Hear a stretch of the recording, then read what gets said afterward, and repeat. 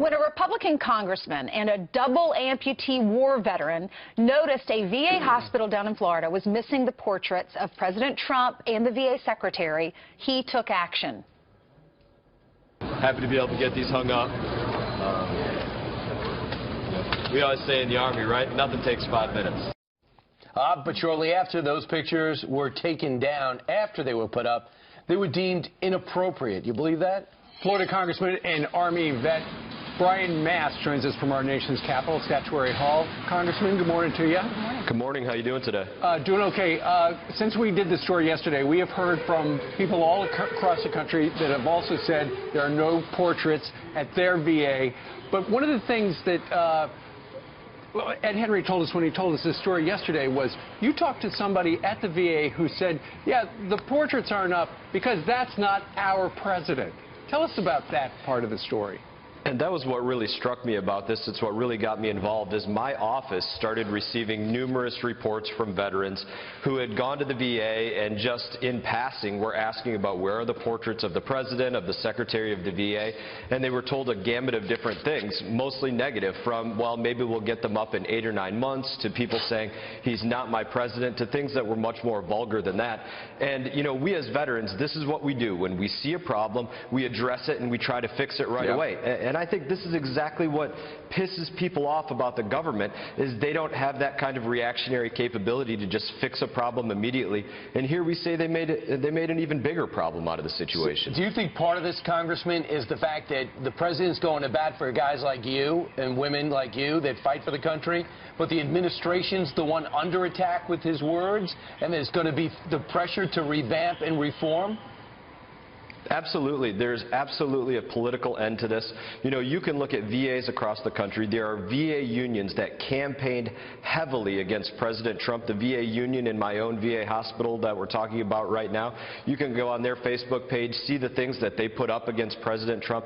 Absolutely, this plays a role in it. And the reality is the VA does not belong to the employees. The VA belongs to the veterans. You know what struck me is that this is a president who's fighting for the VA.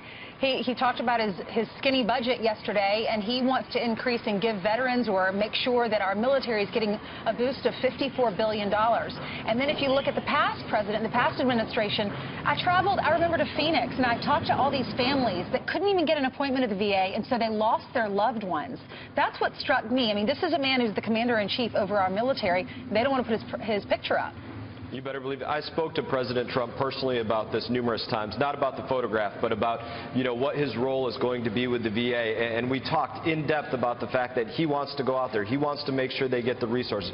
He wants to make sure that they find a way to be responsive to veterans' needs, because that's really who veterans are. Like we said, when they see an issue, they fix it on the battlefield immediately. And that's probably one of the biggest divides that exists between veterans and the VA, is they don't get that same kind of quick action care that they deliver on the battlefield. Well, you took quick action. You tried to deliver. You had heard that there were no portraits of the VA secretary and the president, so you went, you put them up on the wall there, and we did have some images that we showed where you, there you are posing right next to it. But then shortly thereafter, the VA took them down because, according to their statement, they were not the official photographs from the central office.